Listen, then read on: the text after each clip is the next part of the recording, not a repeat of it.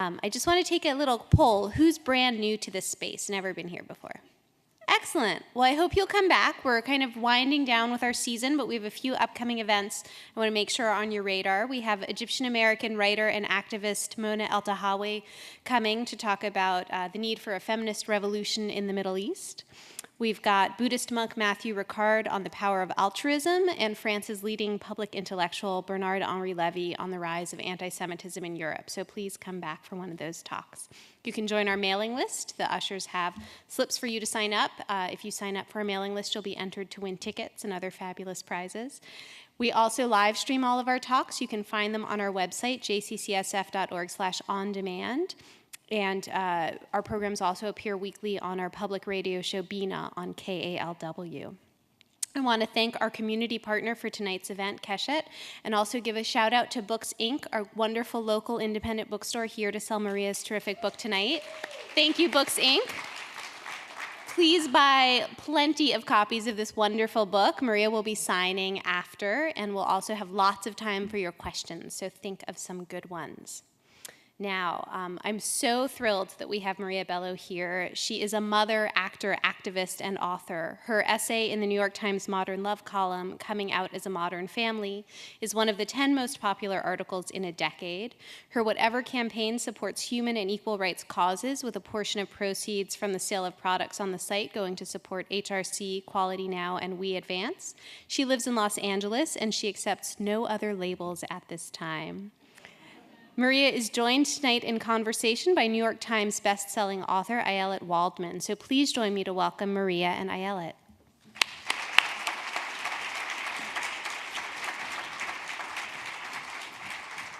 Hey, everybody. Oh, I know you're all as excited as I am. This is such a thrill. When I saw you for the first time, I'm not even going to say how old we both were, but you were kicking ass on one of my favorite TV shows, and then you turned in a performance in The History of Violence that has won you awards, New York Film Critics Circle Award, Golden Globe nominations. You are an astonishingly gifted actress, and it turns out an astonishingly gifted writer. So why don't you read some of your incredible words for us just to start us off in the best possible way? Thank you so much for that. Coming from you, I mean, coming from her, can I just, I'm really honored. Thank you. Really, thank you for doing this and for being here. Have them. My earrings? Shit, but they're cute. They are so cute. I know. That one's okay, right? Because the microphone's on the other one. This one too? Should I do one? Is that going to be like distracting? Yeah. Just the one. Christ, I can't get the earring out. All right. The voice of God. All right, wait. All right. Got it. Okay, Got it. All right, good. We're good. All right. Maybe I'll just wear them.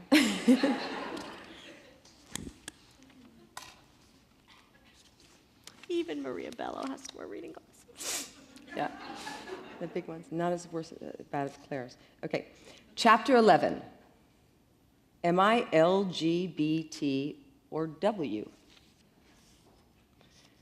My first orgasm happened way before I knew it was called an orgasm. It wasn't with a man or a woman. It was with a pillow.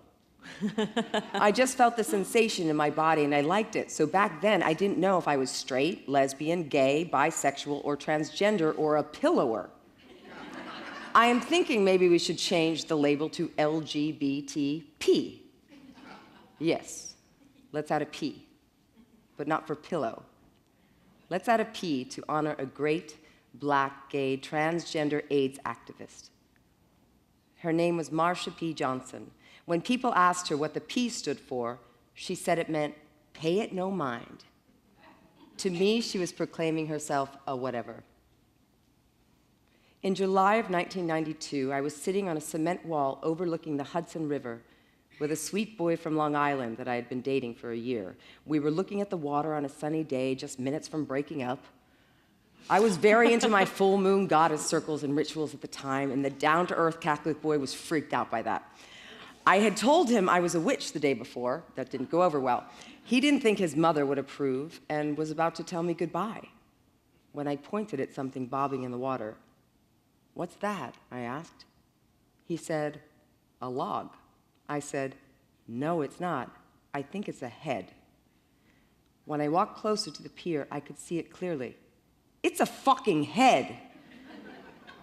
It was a head attached to a bloated, fish-bitten, gray-colored corpse. I asked a passing biker to get the police. My boyfriend ran away spooked, as he was sure I had conjured it. Turns out the floating body was none other than the magnificent Black American gay transgender AIDS activist Marsha P. Johnson. Afterward, I saw her photo on every street corner around Christopher Street where I lived. I remembered seeing this always smiling, flamboyant, beautiful woman, but I never had the fortune to meet her. Her friends and supporters came forward to say that she was not suicidal, as the police had theorized, but the police refused to investigate. The poster campaign said she had been harassed and gay-bashed in the very same spot where she died. It wasn't until 2012 that the New York City Police Department reopened Marsha's case. They now think the most likely that she was murdered. I'm currently trying to find out where the case stands and to find ways to honor her. We're doing a movie on her, by the way. Oh, that's great. Marsha was a true revolutionary for gay rights and for human rights. Marsha was one of the transgender folks who led the 1969 Stonewall riots at the bar in the West Village that I was a half a block from my apartment. Marsha was at the forefront of that fight and the many that followed in New York as the LGBT community fought for equal rights. She started an organization to bring food and clothes to the young trans women who were living on the docks and nearby Christopher Street. She used her voice and her tremendous stilettos to create a better world. Marsha is one of the reasons I became part of the LGBT community long before I slept with a woman. She taught me even after she was gone that it's not about who you sleep with, it's about who you fight for and who you love. Let's be honest, not everyone who sleeps with someone from the same gender cares about the great LGBT struggle for equality. They'll wink and nod at you like, "Oh, cool, you're sleeping with a woman." After my article, a woman came up to me at a luncheon and said, "Welcome to the club." She was a well-known lesbian in the entertainment community. I had known her a bit over the years and found her sneaky, hard, and a bit mean. I wanted to say, "I don't want to be in your damn club, you're an asshole." The club the woman was talking about was just about sexuality, and then I saw a man across the room, apparently a straight man who plays a gay man on the television show, and I thought, the LGBT club he belongs to is the one I want to be a part of. A club that includes anyone who believes in human rights and allows anyone, regardless of what they call themselves. The club I want to belong to is full of revolutionaries, fighting for theirs and other people's rights to love who they love. But like any club, I won't like everyone in it. I won't be interested in being identified with them. Claire has always been a whatever, having relationships with men and women, sleeping with some and not with others. It just doesn't matter to her, but it mattered to me. Here's the thing I got. She's not a woman or a man, she's Claire. My mother taught me to pray for a certain way, not to pray for a certain way a relationship should go, but to pray for a relationship to be the best that it was meant to be. I hope that in the near future, saying that you are LGBT will be just like saying what you prefer for breakfast. Why should we care who's having sex with whom, or who is attracted to whom? When I first kissed a girl at 21, it wasn't because I wanted to have sex with her. I just thought it would be fascinating to kiss a beautiful woman with bright red lips in a bathroom. It was a secret, so very sexy. But was that sex? Was I officially bisexual when I kissed the girl? Or was I officially bisexual when I was turned on by seeing two women kissing in a movie? Does the fact that I have only had sex mostly with men in my life and have mostly fantasized about men mean anything? I've wondered whether a man who has been married for 40 years but kissed a boy once when he was 10 because he was curious and attracted is bisexual. If a woman has only had sex with men but fantasizes about a woman to have an orgasm, is she bisexual? How often and how far do you have to go to consider yourself bisexual? And if you have had sex with a woman and enjoyed it, but years later are only having sex with men, can you call yourself gay? When people ask how long Claire and I have been together, I don't know what to say. Was it from the day at the bar when she gave me her hat? Or years later when we kissed, or when we first had great sex, or when we shouted our love out to the world? I knew that the gender of the person I loved didn't matter. It was the love itself that mattered. There are no labels that can define my relationship with Claire. This relationship, like all relationships, is constantly evolving. Call it destiny, God, or whatever. We teach each other and we push each other to grow every day. And though the form of our relationship changes, the love is always the same. So many people in the LGBT community have sacrificed so much to change policy, hearts, and minds. The entire world has benefited from their sacrifices beyond LGBT rights. The community has fought, marched, shouted, laughed, cried, all to move policy and to show the world it shouldn't matter to anyone who you love or who you sleep with. That's the part of the LGBT community I respond to the most. The struggle to love whomever you want without being disenfranchised. An extraordinary thing about the LGBT community has done is take back labels that were used to demean and disempower and turn them into proud badges. Queer, gay, dyke, lesbian, and transvestite, pretty much the terms I knew growing up. So here we are today, calling our community of revolutionaries lesbian, gay, bisexual, and transgender. Will we have to add more initials to honor all the communities who are defining their own identities, such as asexual, gender neutral, trans, bi, etc., and why not? These are people who ought to have their own rights too. So I consider myself a W, a whatever. And I'm lucky enough to have found another whatever, W, to love. I also take the label of L, G, B, T, and whatever other letter you want to add. But I will especially take P. Or we can just get rid of all the letters and instead use the phrase, pay it no mind, because it's no one's business anyway. Thank you, gorgeous Marsha P. Johnson. That's great. I'm so glad you started with that story. I was going to ask you about her. She sounds like the most remarkable woman. So let's start. The title of the book is so great, right? So the title is Whatever Love is Love. Yep. And I want you to tell the story, if you would, about your son. Thank you. And how How's that for sound? You good? All right. And sorry. how this came to be. How did you get the title of the book? How did you get the word whatever? Where did it come from? In the summer of 2013, I was ill, and I looked up at my bedside. I looked around me, and there were people standing there. It was my mother and my brother and my son's dad and my son and Claire. And I looked up and I thought, these are all partners in my life. And the reason I came to that is because what my son Jackson said a couple of months before that. When I began a romantic relationship with my dearest friend Claire, who was like a godmother to Jack, I did not know how to tell my son. How do you tell a kid that? Right. He was 12. And so I went to a therapist, a child therapist, and she said, wait till he asks. I said, all right. So I waited for months for him to ask, of course. And she said, whatever he says about his mother in life, he'll never say she was boring. I said, all right, at least I got that. So one night, Jack asked me, are you in a romantic relationship? And I said, yes. And he said, with who? And I said, Claire. And he had this big smile on his face, and he said, Mom, whether you're lesbian, gay, straight, transgender, or whatever, love is love. Shout it out to the world. Oh, that's great. I was like, what?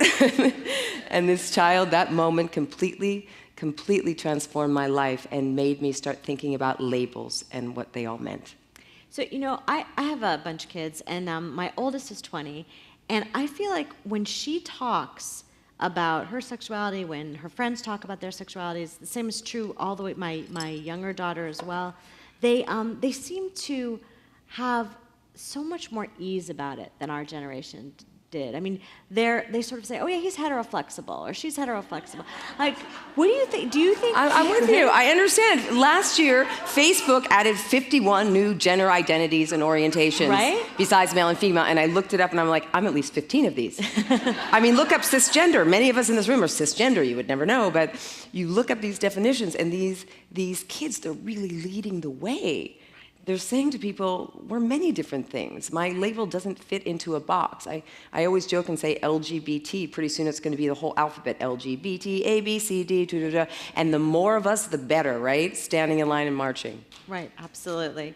So do you feel like maybe it's just that you're just super youthful? Is that the key? Like, that's what do you mean? why? What do you mean youthful? That's why you just have this incredibly young soul, and you captured that moment. The whatever you've given a name to this sense that kids have of infinite possibility. Yeah, I think, whatever used to be like a shrug, whatever. Right. And whatever now is it's a call to, be who you are, if it's authentic and based in love, and that the only labels you have are the ones you give yourself, or you should have. So labels that disempower you, get rid of them.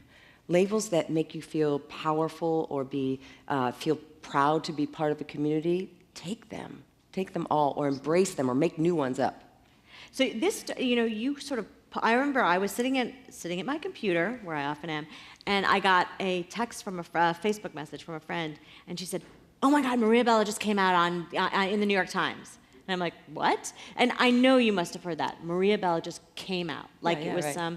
So what you came out as is rejecting the whole notion of labels and of words. But were you afraid? I mean, it's a big place to make an announcement like this in the New York Times. Lots of people read it.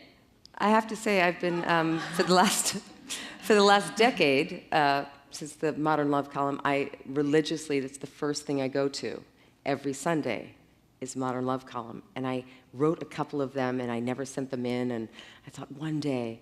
And then that one day was after my son's dad's 50th birthday party that Claire and Jack and I had thrown. Mm-hmm. My parents had flown out for it. My brother was there, all of Dan's family. And I looked around this room and felt so much love and was so proud of our family, this untraditional, crazy family and our love. I went, I need to write that down. So I wrote it in an hour. I sent it to Dan Jones the next day, who I didn't know. And he called me. He's like, are you sure you want to print this? And I said, yeah. Were you ever hesitant? Was there ever a moment like the night before it hit the internet? You were there. And what about professionally? I mean, did you think you might pay a price as an actress? Like suddenly they wouldn't, people might hesitate before casting you? Or were you just like, fuck it? So, by that time I was over it because I had been sick. I'd had the parasite, these people standing by my bed. I was like, who cares what anybody thinks of me? It was that sort of wake-up moment. And I'm not saying I still feel like that every day. I want you all to like me desperately. But in that moment, there was the moment of enlightenment where I went, oh, this is the thing that really, really matters. So by the time I wrote the column, I felt really proud. And within an hour, we had 273,000 Facebook hits. Wow. Of people saying from all over the world, I'm a whatever too, and I didn't know what to call it. I have a whatever family too. I am whatever religiously. What is this? And then I realized there was a larger conversation to be had. It's like what, your piece in the Modern Love column inspired me in a lot of ways to ask questions about, that and what that really means about partnership and husbands and children. And you opened up this huge conversation, and you probably didn't expect it. No, I didn't at all. But it's also true that I felt like there was, a lot of what I got was negative blowback, and it sounds like you got overwhelmingly positive blowback. But did you ever feel... Are you laughing at me? Did you ever feel exposed, or was there a sense that was the exposure the point, is maybe what I'm asking? Like, was there ever a moment of nervousness after it all went up? Like, whoa, now suddenly I'm in a kind of public eye. I've always been in the public eye, but I'm in a kind of public eye that I didn't really. Do you know, it was more, I was like floating. It was more Claire going like, okay, so you're talking about me. I have never, I've never like publicly proclaimed my love for anyone. And my friend Cameron Manheim, she said, it's such a sweet, beautiful, like love letter about Claire and Jack and Dan. And Claire was like, I don't think so. So it was harder for her. But, you know, I felt really good about it. But my son didn't read it, which is really interesting. I told him the night before it was coming out, I said, Jack, something you said inspired me. I decided to write this article. It's coming out tomorrow. He was like, good for you, Mom. And I said, it's in the Modern Love section. He goes, that's your favorite column. That's what you read every Sunday. And I went, yes, it is. And so it wasn't until months later that he read it. Because he said some friends had come up to him and said they read this. And I said, you know, whatever you want, you just read it. And I'm at a friend's birthday party in Connecticut. And I get a text from Jack. And it says, Mom, I just walked outside of the bathroom and I saw your article that Claire framed for you, and I read it for the first time, and I cried. Aww. And it moved me so much. These aren't his exact words. I mean, he was 12, or 13 by that time, and he was really proud. And I feel proud whenever I see the book, whenever I see the title. I feel so proud of him. Going, that's kind of an incredible human being. Can I tell you a really warm, touching story about what my kids have said about my writing? Yes, please. Things like, I'd never read that in a million years. It's too gross. You and Daddy always write about sex. I don't want any part of that. Yeah, you have a really special kid. Yeah. Okay, this book, one of the things that I love so many things about this book, but the thing that I think that I love the most about it is that it is just brutally honest. And honest about so many things. There is, it's like, I felt like you were taking risks on all of our behalf. And one of the things you talked about is something that I care a tremendous amount about, is you were honest about your family's history with bipolar disorder. And I wonder if you'd tell us a little bit about that and tell us about what it was like to, you know, be from a family with bipolar disorder, which we can both empathize with, and tell us about what it was like to write about it. You know, it was really interesting. I was always a very moody kid. I didn't quite understand why I would go through these kind of suicidal depressions and dips and not be able to leave my bed for months and then be on these highs. And when I was 28 years old, I was in another one of these places, very suicidal, found myself in the middle of nowhere's landsman in Arizona. I forget where I was, in a Holiday Inn or something. And my friends, thank God, found me, took me back, and this kind doctor said to me something I'll never forget. He said, Maria, if you're nearsighted, you need glasses to see. And you have this disease, like any other disease. It's called bipolar disorder, and you need glasses to see. And here's medicine that'll help you. Here's talk that will help you. Here's this. And it changed my life. And I think that's, you know, I look at Kay Jamison Redfield. I look at Touched by Fire. I look at these incredible stories of these people, artists throughout centuries, amazing people who have killed themselves because of this disease because they didn't have medication at the time. And now, you know, my father has this disease. My sister does. And whenever you do a film, they make you do this insurance thing. The doctor comes to your house. They take your blood pressure. Are you healthy? You sign this thing.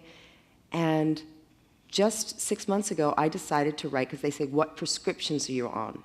And I only write usually Synthroid, because I have a thyroid disease. But this time, I decided to write something different. I said, Lamictal, Abilify, Prozac, just to see what they would say. My lawyer called me and said, they want you to sign a special paper saying you will take all psychiatric meds during your time shooting. And I said, no, motherfucker, no. And so did he, because the whole point was, so we finally negotiated to the point where it said, you will take all medicine prescribed by any doctor that you have. Because I mean, nobody's telling the diabetic that they have to commit to taking their insulin. Exactly. And it's the same thing. And I think that there's been such a stigma and a shame around mental illness, when that's exactly what it is. It's an illness. And thank God much of it can be treated and helped. And now I think of my bipolar as a gift in many ways. I've been to the bottom of the barrel. I know what that is. There's not a human being I meet that I think, oh, I haven't been in that place. Do you use it, that experience, can you access it as an actress? Is that part of what you use as your method to kind of get to the dark places on screen or on stage? Yeah, that's really interesting. I always feel like there's 100 different bits living in there, right? Mm-hmm. And that's one of them, like kind of like in pain, depressed young woman or older woman at times. And for certain parts, I'll pick that piece up and kind of bring it here to the surface, and that's what I'll lead with. Like in, in The Cooler, for instance, in the movie I did, The Cooler, or History of Violence even. Yeah. It was that place of not trusting. It was that Right. place of trying to be perfect and holding on. So I just take those pieces and I put them in front to play Edie. So is that ever dangerous for you? Because I know, I also have a mood disorder, and sometimes, it's the greatest gift when I'm writing. Yeah. And sometimes I feel like I'm waking the tiger, and I get nervous. I get it. Okay, so Anne Lamott, Writing Down the Bones, Stephen King's on writing. I'm sure you've read all of these. What we're supposed to do as writers is sit down every day and write 5 pages and light a candle and do this thing every day. Guess what? That's not who I am. That's what I figured out. Like, I would go 2 weeks without writing, stabbing myself in the eye, going like, oh my God, I need to write, I need to write, I need to write. And then I would stay up on a manic spree and write like 40 pages a night. Right. And that was... I once wrote a book in 2 weeks. I Yeah, love right? it. God bless Did you go off your meds to hypomania. do it, or were you on the meds as you wrote the I book? was on a version of the meds. We could have the meds Love it. conversation. My favorite website is called crazymeds.org. Have you ever been on it? No. Oh, get thee to a phone when we get off the stage. It's the I best. can't wait. Crazymeds.com. Yeah. Fantastic. We do some of our best work. Absolutely. I mean, hypomania is a beautiful thing. It really is. Okay, so you talked about history of violence, and that one of the other things that you've been... Oh, before I go there, I have to ask you this question. This is just for me. Who cares what everybody else thinks? But like, do you and your dad, do you talk about your shared diagnosis? Do you feel like you can, share medication stories? That kind of, you can. I have to say I'm that so jealous. I got my dad on the medication that I was turned on to, changed his medication, so he's in a really, really good space. But I do want to say, after the book came out, which my dad loved, signed off on, so did my mother, my like old uncles were going like, "You never had bipolar? What's that? They were saying that to That's your dad. ridiculous. You're just, you're just angry a lot." Yeah, because if he does, then so do they, right? So God Exactly. forbid I they was like, reinforce yeah. that. And definitely the uncle who said that definitely is. Right. So It's interesting. I wonder what, my dad is 90, and we can't talk about it. does he share that with you? Nope, we just can't talk about it. We can't, even though I'll sort of bring it up. I'm like, hey, what you on lately? What do you, and Oh, so he has the same yeah. disorder as you do. Disorder. yeah, but doesn't feel comfortable talking about it. Maybe he's just, But you try to. for sure. Because it's a shame thing. I think it's that generation as well. Right. And when I told my son, I was trying to think of, because he didn't want to read the book before it came out. He still doesn't want to read the book. He's so busy. Yeah. He's like 14, soccer, Plus, girls, whatever. you talk about sex, it's gross. That's what I said. I said, there's like sex stuff in here. You don't want to read it. He's like, I don't care, Mom. I'll read it. Okay, fine. Maybe I'm definitely So- going to have my kids call yours. I was going on to these talk shows, and I realized as I was taking him to get a haircut the day before I was leaving for New York, oh my God, I never told him some stuff. I never told him like I was bipolar, and people are asking me about that. So I said, Jack, there's some things in the book I should probably tell you about. And he said, what? And I said, well, okay, one, I'm bipolar. He goes, yeah, I know, you're like angry sometimes, and then you're like really nice, and then it's like that, right? But we ended up having this interesting conversation, and he said, Mom, he said, why didn't you tell me before? And I said, I thought you were too young to comprehend it, and I also thought, I was ashamed in a way to tell you. And he goes, well, if I had ADD, why would I be ashamed to tell you? It's the same sort of thing. Man, he's a wise kid. Yeah, he's a wise-ass kid is what he is. Because the other day, he said to his Latin teacher, she said, if you go to the bathroom, you have to spell a word of my choice. And he said, okay, A, W-O-R-D, O-F-M-I, C-H-O-I-C-E. So he's a wise-ass as well. So did you have any, when you had him, were you ever afraid? I mean, your dad, you're really honest in the book about the periods in your dad's life where he wasn't the greatest father, where his bipolar disorder and his substance abuse were sort of more farther in the front of his self than his parenting side. And were you ever afraid, thinking about having kids, thinking about being a mom, that you wouldn't be able to do it the way you wanted to because of this disorder? I mean, you know about this. Any parent knows about this. And I don't care if you're like a parent of a child or it's like your dog or whoever you're committed to and you have to take care of. I write a chapter about this in my book. It's called, Am I a Good Mommy? Like that syndrome of me, him at 6 years old in a car and me yelling like out a window to someone because they cut me off and him going, Mom. And I thought, oh my God, he's found me out. He found me out. I'm not perfect. I'm not like, I don't bake cookies when he gets home. I don't do all of that. But I give him adventures. But I definitely, every day question if I'm a good enough mom. It's getting better now. It's definitely getting better. We definitely went through something in the beginning of this year, and I'm sure you've been through this with your kids. I related to a certain way with him when he was 12. Right. And suddenly he's 14, and I was still relating to him as if he was 12. And he was like, trying to get out of the box, without actually saying that. He didn't have the words for it, but Right. I had to learn how to relate with this new person, Right. this person who was evolving and growing. And I guess that's the point of my book in the end, is that relationships are fluid and life is fluid. And as soon as we accept that as not the possibility, but the norm, and that's just what it is, the more honest we can be about that, then perhaps the happier we'll be. For sure. Amen. Right? That deserves some applause. Okay, so among the things that Jack will freak out about if he reads this book is this: you write about sex in such a great way, and one of the things I've always admired so much about you is that you are a sexually empowered woman in Hollywood, which is not necessarily the norm. I feel like there's still all of these sort of rules about how you get to be if you're an actress and if you're a beautiful actress and how you're supposed to behave and you're supposed to have how many sex partners it's okay to have and what makes you a slut and all that. And so were you conscious about your identity as a sexual being in terms of being on screen, and how has that played out for you, and what's that been like? And that's a great question that I haven't asked for a long time.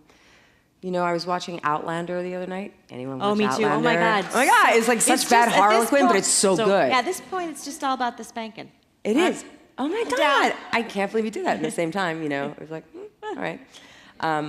So I'm watching Outlander, and there's like full frontal nudity. There's like sex scenes that last for 15 minutes. Cut to 12 years ago, Bill Macy and I sitting in front of the ratings committee for a movie we did called The Cooler. We had to argue with them to keep one of our scenes in, and the scene was Bill moving down my body, and you saw my pubic hair, and it looked like he was about to go down on me, which it looked like that's what he was supposed to look like. And they wanted to cut the scene. And you two went in. And we two went in and argued the rating board and said, we talked about the violence on the screen and the blood and the gore, and why not this nudity? And there was another, a scene of us like pushing a bed against a frame with our asses sticking out, which he and I made up the night before while we were drinking scotch, by the way. Funny. We just thought it would be funny. So to see where it's come now and to feel that I have somehow been a part of that movement, even with a movie like Coyote Ugly, right. which even then some talk shows were saying, well, isn't it just, you're putting women out there as like these sexual beings, you're sexualizing them. We were like, no, actually what it's about is a woman taking back her own sexuality and being in her own skin. So I think I've been part of that movement. I just realized it. Absolutely. And also, yeah, right? What I love too is that you are part of that and you have not ceded your sexual identity after 40. Like you've maintained this, and there's a couple of other, actresses of your stature who have said, I can be sexy at 40, I can be sexy at 45, I can be sexy at 48, however old I am, which is really exciting to a woman who turned 50 this year. Happy birthday. Thank you. When's your birthday? It was December. I'm still assimilating it. It's okay. It's all Got right. it, got it. It's dealing. Yeah, I got it. But I look at Helen Mirren, or I look at Charlotte Rampling, I look at Jane Fonda, who I know, who is like, you're like, oh my God, I would sleep with them so quick. Like if you had a chance, man, woman, you'd be like, oh my God. They're like the sexiest, because it's like how they walk in their skin, how they move, you know? And older men have that grace as well, I think. For sure. Some. And no matter how old they are, they'll still be cast opposite the 26-year-old voluptuous Yeah, girl. exactly. I mean, what's that? What is it? Do you have like a theory of what it is to be a woman over 40 in Hollywood, or have parts changed for you, or are you making your own parts now? The thing that I first understood about women crying out all the time and saying there's no roles for women in Hollywood over 40, I thought it's because everybody gets face work to try to look like somebody who's 20, so there's not many 40-year-olds who actually look 40. So when I realized that, and I said like, oh God, don't get Botox, how about that? And then you'll get the roles for a 40-year-old, because there are some. The second part was, you're so right, and we talk about this all the time about not being women's roles in Hollywood, great roles, women directors, they are not respected, blah, blah, blah. But new studies have shown that stories from diverse voices make the most money. Really? Stories, films, and TV with the most diverse cast make the most money. Films with leading women right now are making just as much money as men's films. So we've started a production company called Ground 7. Our partners, I'm so happy, are all from San Francisco, so we love to be here. And it's about diverse voices and telling these stories of heroes and heroines on 7 continents. And it's an exciting process. I can't wait. It'll give us something to go to at the movies. I do this thing with my kids where we go to the movies together, and then I'm like, okay, bye. Yeah. Enjoy. I'm sure the Avengers is wonderful. I'm gonna scoot over here and see Ida or something. So you haven't seen like all the Furious up to Furious 7? No. I have been to the theater when people who were related to me saw all the Fast and Furiouses, and I have seen. I mean, I'm not opposed to that. You know, I'll see that, but I also like to see. Sometimes you just like to see yourself on screen. I agree. And when you're an older woman, it gets harder and harder to find, that reflection of all of yourselves, not just the one that's, someone's mom. That's right. Okay, so God, this time is just winging know, by, and I want to make sure we machine, talk about Haiti. You have this incredible chapter where you talk about how Haiti is your mistress, and I want you to tell us a little bit about why Haiti. What is it about that place that seems to have wormed itself into your soul and your heart, and what kind of work are you doing, particularly with We Advance? The first time my foot stepped on the ground in Haiti, I knew I was done. It just took me. And I didn't know till years later, when I have a lot of Haitian, great, beautiful family and friends. They said the spirit of Erzuli took you. And it's a voodoo goddess, and she's the mother protector and also the destroyer. And the smells, the sights, the color, the music, the dance. I don't care if you're the poorest of the poor, and that's where We Advance worked right after the earthquake, was in the poorest slum in the Western Hemisphere, kids washing their bodies in the same water that their mothers were boiling their dinner in. It's that poor. But even in those poorest areas, the most joy and laughter. And then at the top of the hill in Pétionville, which looks like Beverly Hills, all of these young people who have come back, been, gone overseas to be educated and come to rebuild this country. And some of the most beautiful places on earth, my favorite place is called Jacmel. You go over this mountain path, and it's this beach in the middle of nowhere, and it's a town that looks like New Orleans. And I remember getting there and seeing it and running in with my clothes into this water. It was like Erzuli, this goddess, like pulling me out into this water. And from then on, it was just my life for 3 years, especially. I was there before the earthquake, but after the earthquake, for 3 years, it was all I thought about, all I did.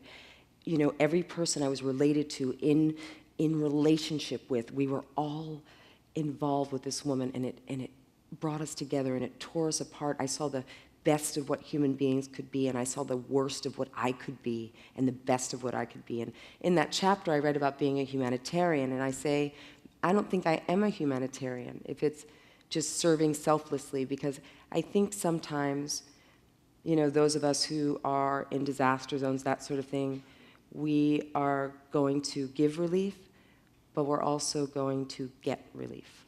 Right. And that's okay. I mean, you know, there's a sense that altruism has to be completely altruistic. Right. But what I always, you know, when we teach kids, and one of the things I always say to my kids is, you know, doing things for other people makes you feel good. That's the dirty secret. You don't have to do it for them. Just do it for yourself because it makes you feel better. Exactly. Exactly right. We all have our own motivations. I wish I was Gandhi, but I'm not.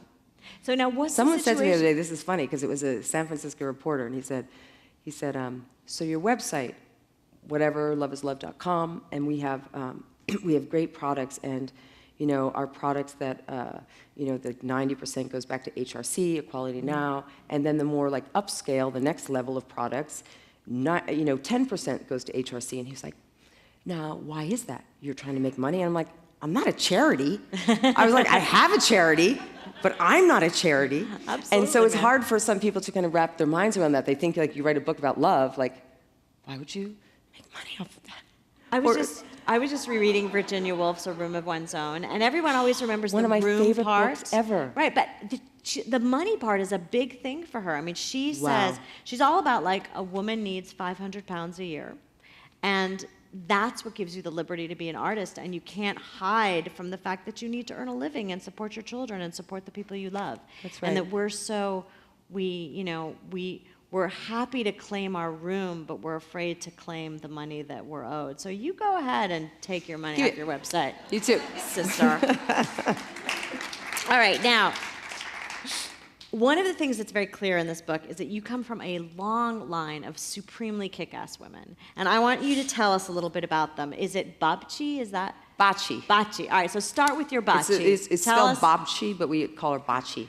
Start with Bachi and then on your mom, and just tell us about these women from whose loins you have sprung. Yes, I shall. I feel like I've always been a feminist, but I never knew that word. And when I learned the word, it was through Gloria Steinem, it was through my studies at school. But when I looked back, I realized that my grandmother and my mother were feminists. They just didn't have the word for it. My grandmother, who came from Poland, who worked in a sewing mill, and who, got divorced, lost her husband, raised 4 kids, was living on dirt floors, started her own sewing business. She started a startup, basically, my grandmother, to educate her kids and keep them healthy. And she never graduated high school, neither did my grandfather. And here was my mother, again, another feminist who didn't know it, who figures out a way to apply to nursing school, who's top of her class, and the priest is saying, we won't let you join the honor society because your boyfriend is really bad for you. Joe Bello, my dad. And the nuns fighting for her and looking back and going, they're feminist as well. And, my mother being a nurse and being in the emergency room when these women came in who were poor women who tried to give themselves abortions, and many of them died and, would never be able to have children again. And even though my mom was raised Catholic, she said, well, why? They should have the same opportunity to, they shouldn't suffer like this. So when I looked back at these strong women, I realized that was the modeling I had. I didn't have a label for it, Right. but that was my modeling. And now, I fully take the word feminist. I love this word. But it's become this polarizing discussion in a way, with a lot of young women coming out and saying, I am not a feminist, people coming out and saying, I am a feminist. But the truth is, if you have the platform and you're able to even shout it out to the world, I am not a feminist, you're a feminist. Right, exactly. Pretty much. And what about raising a feminist boy? How do we do that? What's the trick there? Well, I don't know about that, but I know about this. My son, he had to take an elective at school, and he wanted to take ping pong. Because his other 4 classes was like, Latin, basketball. right. No. No. Every elective was like a lame thing. So ping pong. And I said, okay, you cannot take ping pong. You have to take one serious class as an elective. So he went to his dean, and his dean put him in gender studies. Awesome. And I pick up Jack that day from school, and he's like this. And I'm like, what's wrong? He's like, Mom, gender studies. It's so stupid. Why do people even have that? Everyone knows boys and girls are equal. And I went, right on. So we're doing something right. Absolutely. That's great. My son showed up, and he told me he was getting dressed for a party, and he said it was a CEO's costume party, and I'm like, that's weird. So he wore like a Harvard sweatshirt and jeans and sneakers, and he comes back and he's like, that party sucked, and I'm like, well, because it seems like a really odd theme, and he goes, it was actually CEOs and office hoes, and I'm like, oh my God! I'm like, why did you? Wait, like, how old was he then? He's a teenager, and he said, well, I knew I couldn't tell you because you'd flip out. And I'm like, yeah, Yeah, how about that? But he didn't tell his Or older bros sister. before hoes? Yeah, he didn't tell his sister either. So but now the party was so lame that I hope it has cured him of the desire for an inappropriately themed party. I think we should, I know there are so many people in this audience who have questions for you, so I think we should turn up the lights and ask some questions. There are microphones on either side, so if you have a question, hold your hand up high, and you'll have a chance to ask it into the microphone. I have a microphone. I got more if you guys are going to be pussies. I love that about her and her writing. All right, so tell me, so Haiti isn't the only place that you've done this humanitarian work. And again in the book, we see stories from all of these incredible women. Tell us about some of these women that you write about in different places around the world while we're waiting for people to what does Dan Savage say, ova up and get ready to ask their question. Ovid it up. I have been so blessed from when I was 20-something years old to be able to travel around the world, even though once I did so with like $1,000 for 3 months in Europe. And I've met extraordinary people, but I mostly work with women. And from a camp in Bosnia during the war, these beautiful women who had lost lovers and husbands and children, and to weep with them in these barracks, and the next thing for us to be doing each other's nails and doing makeup on each other and laughing, I was like, this is who we are, right? That resilience, and I see that over and over again, traveling all over the world in cultures. You know, women, we have very similar themes that we talk about. It's like our children, boys and sex, and hair and makeup, besides the more important things. But there is this sense of connection. And I think through the internet right now, and that's what we're doing at We Advance, connecting women throughout the country and hopefully throughout the world that are saying, oh, you're having that experience as well. Hey, I'm having this experience. So that this community is really starting to know each other and realize how similar we really are. That's fabulous. That's great. All right, there's a question right there. Thank you. I saw History of Violence on the wide screen 8 times. Really? Whoa. Right, and I really couldn't get enough of it, but I always wanted to ask you this question if I ever had the opportunity. There was one scene where you're confronting Vigo, your husband, and you've just gotten up enough gumption, but you're still terrified because you want to ask him, you're not everything you've told me you were. There's a backstory here that's truly frightening. Are you talking about the staircase scene? No, I was going to say, I'm not. please ask about And the in staircase scene. In the hospital after he's In the hospital. beaten the shit out of all these menacing people in his cafe, and he's become kind of a local and then national hero. And you sense that there's part of his life that you've never been privy to, because how could this mild-mannered guy do this? Right. So you're scared, but you're also going to break through that. And you tucked your thumbs underneath your fingers as you stood up to talk to him, which is a universal sign, psychologists say, for fear and self-protection. What scene was that? Wow. I want to see it again. When did I do that? you were doing that? No, I meant to do wanna it. I know meant to do is- it. I saw No, I it 8 didn't. times, so I'm certain about this. I want to know, be is, so did you plan self-conscious that? about this from Did now you on. think I it know, me out? too. Or was it just a Say it again? spontaneous and right thing? Did you plan it to go like this? No, or but what did scene- it just Can you explain happen what scene? Was it in the hospital? in the hospital? Okay, here's what happened in the hospital. We're rehearsing that day, David and Vigo and I and Peter Shashitsky, the amazing DP, and I was like, you know what, I just want to vomit. That's what I feel like in the scene, I want to vomit. And, I want to go over to the bathroom, and someone said, there is no bathroom, and David Cronenberg said, build one. So literally, they took 2 hours to build this little bathroom, because that was my feeling of that throwing up. And also, I wasn't feeling emotional that day. I was feeling stressed, but not emotional, so maybe that's where that came from. That fear that I couldn't do the scene, that fear that I wasn't getting it right, that fear that, they're building a bathroom for me, I better show up. And then I did. But I'm so glad you liked the movie. I love doing it. It was much funnier doing it than it looks actually when you see it. It doesn't look like it was funny, but we had fun. That's good. We have a next question in front. Hello. Hi, Claire Munn.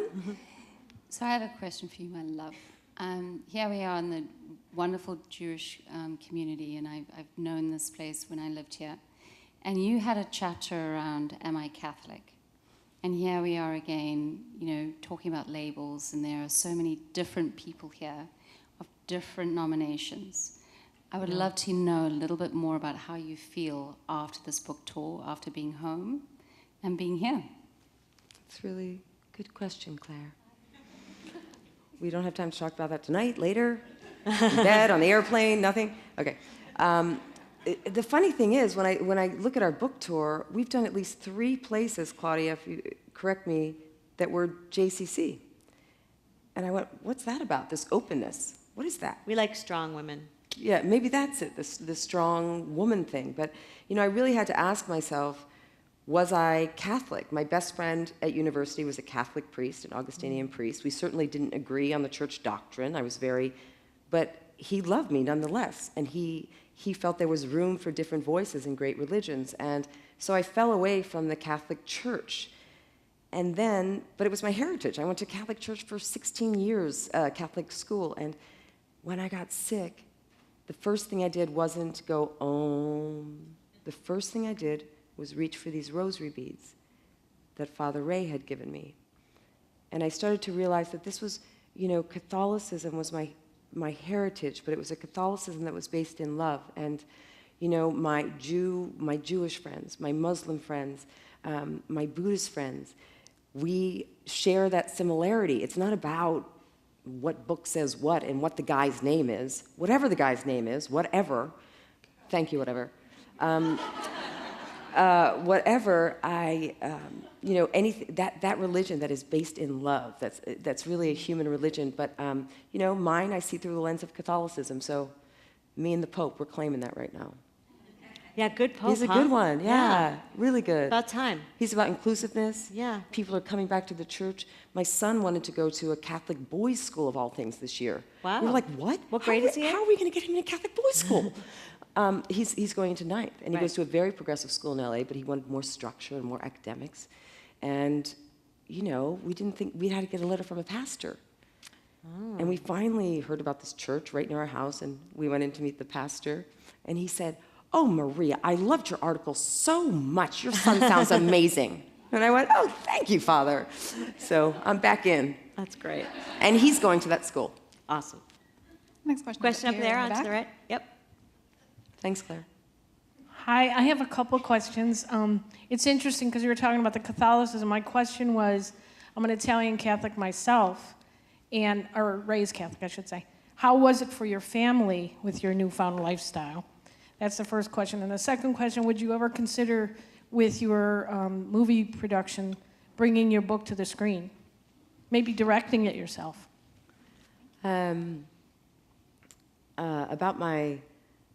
About my family, it wasn't like how they were accepting my lifestyle. They've always had to accept my lifestyle that's like this. So it wasn't like a new thing that I was going to be like, oh my God, so here's what I figured out.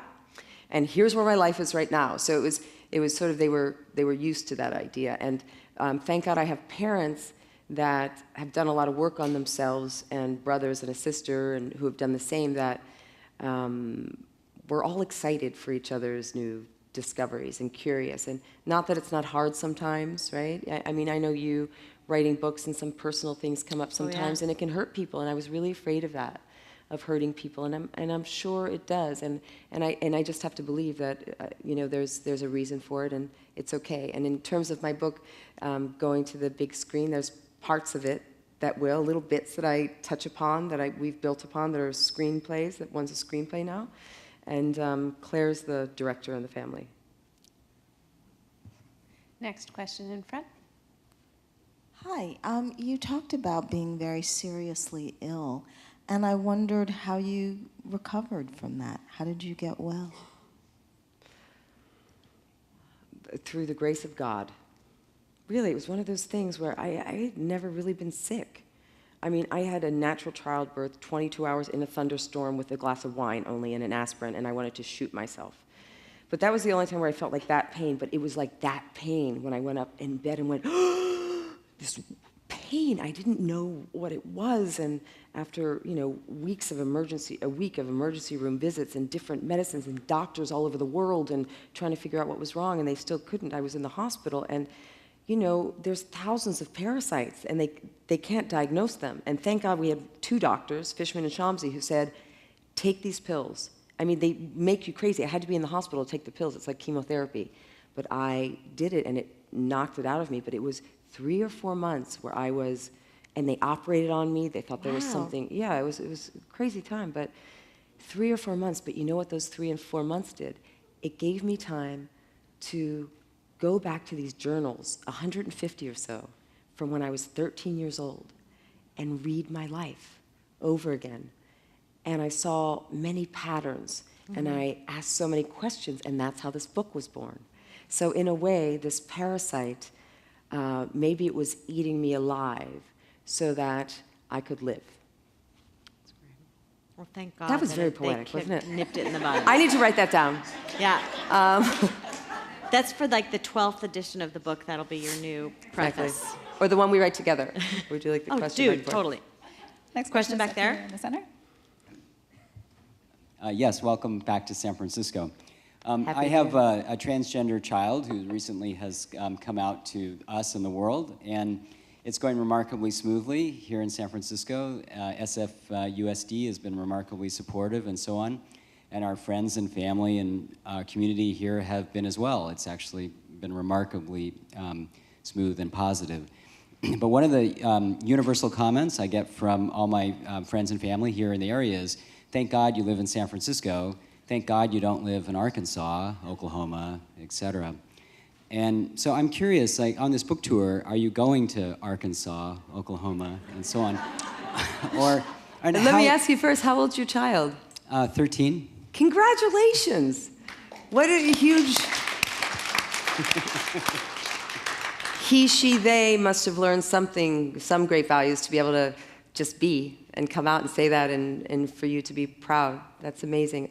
I do want to say I was in Philadelphia last week and I met my aunt's niece-nephew, Celeste, who wrote me some months ago. She wrote on their Facebook page, I am transgender, non-binary, gender fluid, and this is who I am. And Claire and I sat with her and her dad, who's like Irish Catholic. They come from this huge Irish Catholic family.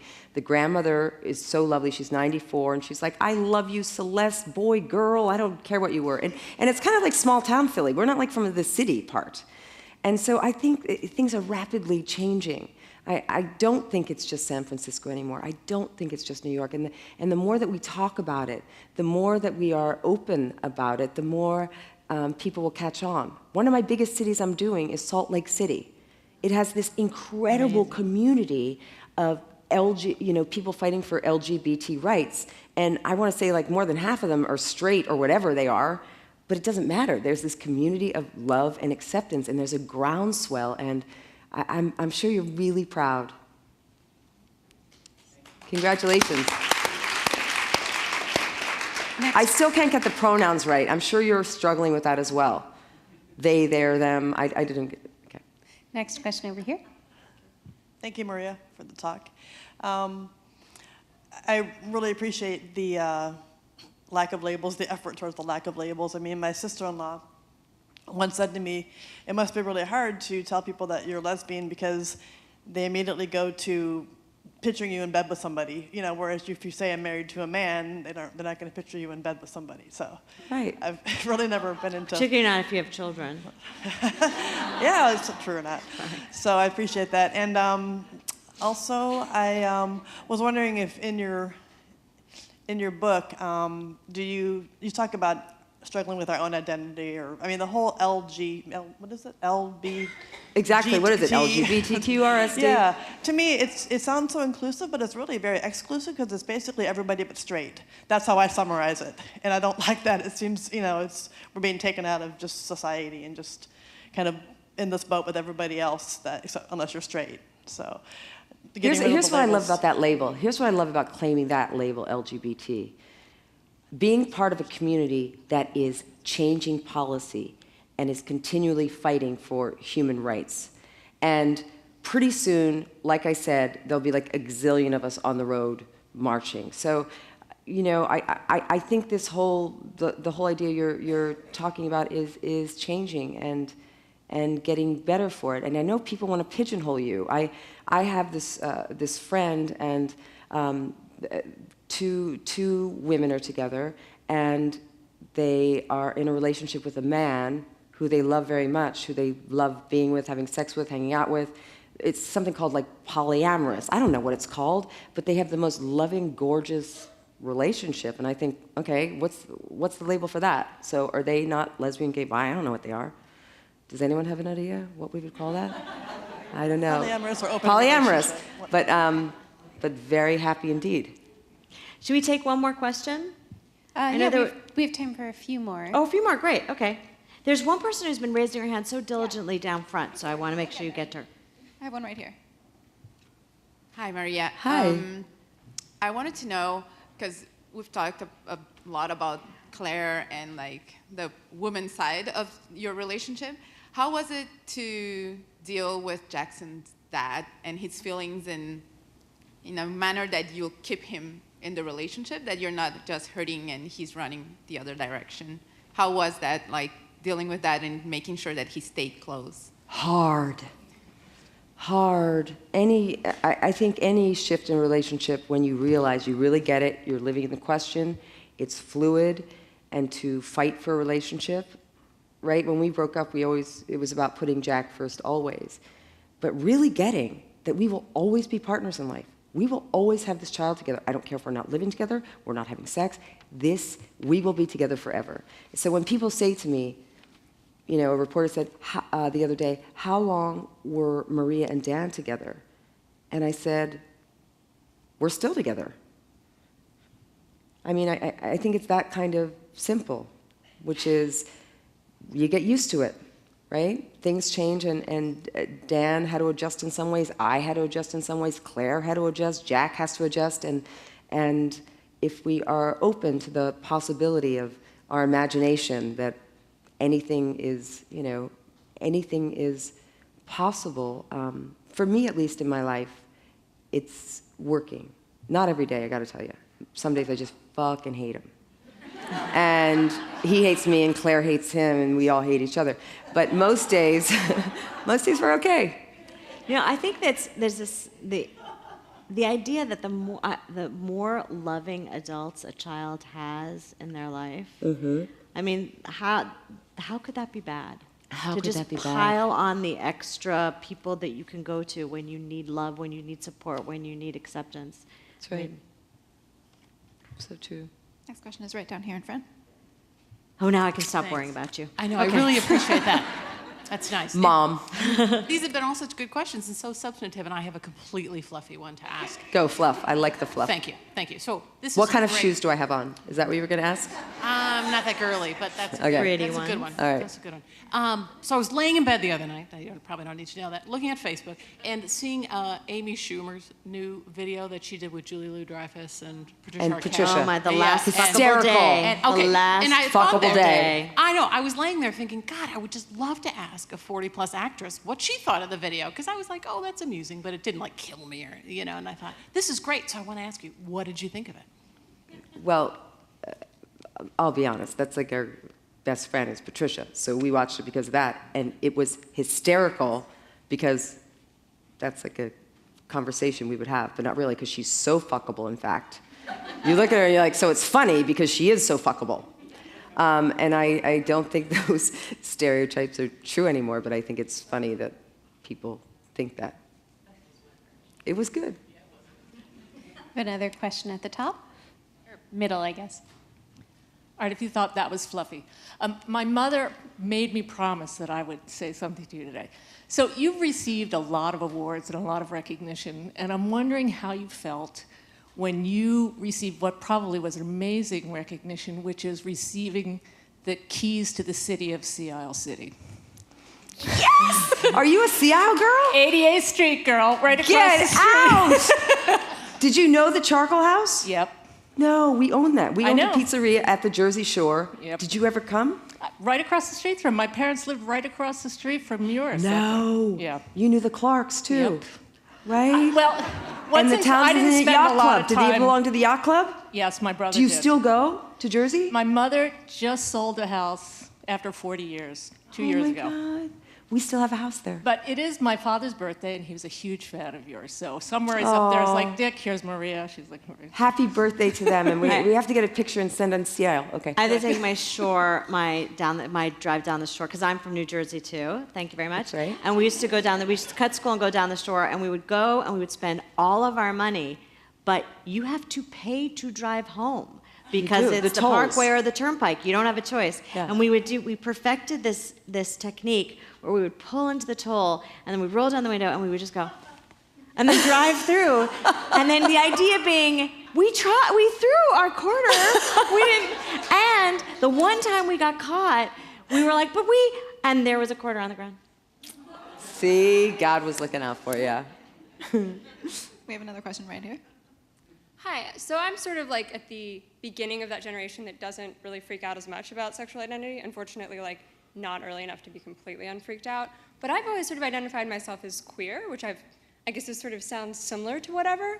But I'm wondering, given that there's this whole academic body of writing on queerness, that so many people have discussed it, that it's seen as sort of this umbrella term for people who are non-normative, how is that different than whatever? How is it similar? Like, where do you fit into that discussion? I have thoughts on how they might be different or similar, but I'd love to hear your thoughts on that. Yeah, it's funny. Claire and I were sitting with some new friends the other day, and we were talking about the labels that they give themselves. And one of our friends, Raina, is very proudly transgender and speaks all over the country about it. And Sasha, I said, "Are you transgender too?" I mean, you just don't know, right? And by the way, she's like this tall, little tiny thing. She definitely wasn't, but okay. And I said, and she said, "No, I identify as queer, and here's why. Because queer to me is a political stance, right? It's a political stance. And I'm certainly about exactly that. I'm a Q too. Driving policy, that's it, it's a political stance. For me, being a whatever is a personal stance. It's about labels that don't make you feel judged or ashamed. You claiming the labels that make you feel good and getting rid of the ones that don't feel good." All right, we have time for one last question in the front. So I really enjoyed your book. Thank I you. actually listened to it on audiobook, so listening to you read Oh, I haven't today listened to it yet. I actually read it, right? felt like being in my car. She's actually going to do that on the way home. She's going to go in your car and just Yes, and I'll just read to you. We It's have to little take a service bus she and then provides. BART, Only but in yeah. San Francisco, though, right?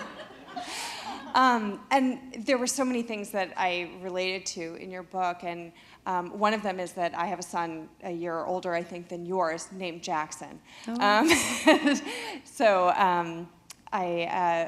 I also, having come from a family with a lot of mental illness, my mother was bipolar, and unfortunately never was able to get on medication and has passed away. I'm sorry. But I think for me, it was very healing to hear your story of being able to go back to your father after the childhood that you had, and being able to heal that was truly helped me look at a lot of this in a different light. So thank you very much for that. Welcome. And I also want to ask you sort of a fluffy question. Can you tell us anything about your work? I know you got involved in the No More campaign, which is so amazing. No more. This is my friend for 18 years, Mariska Hargitay, who is such a joy bringer. You know her as like SVU, like cop. She is the funniest person you've ever met ever, and you wouldn't know it. And she starts on the show, and suddenly she starts getting mail from people who are really sexually abused, and she's like, what do I do with this? What do I do with this? And from that came her great passion of like, I'm supposed to do something with this. She started Joyful Heart. If you saw the Super Bowl this year, you saw the commercial, anti-sexual violence and anti-domestic violence, and this was her, the No More campaign. Yeah. That's what she did, and that's what she does, and that's who she is, and I'm very proud to be her friend. And very proud to stand with her and you and all of us in eradicating sexual and domestic violence. Well, I want you all to join me in thanking the astonishing, the beautiful, the brilliant, the hilarious Maria Bello. Thank you. And thank you, Ayelet, really, that she said yes to this. They said, who would be your #1 person to do this? And I said, you. And I was like, there's no way she's going to do it. I'm not like a real writer. I'm like she's like a big writer. And so what I said to my husband is, they say she asked for me, but she doesn't know who I am. She didn't ask for me. Are you crazy? Are you crazy? Well, I didn't ask for your husband.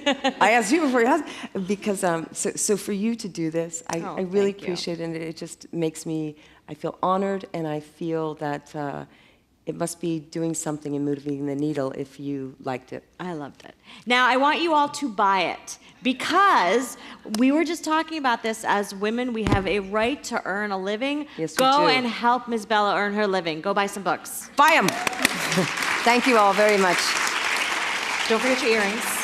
That was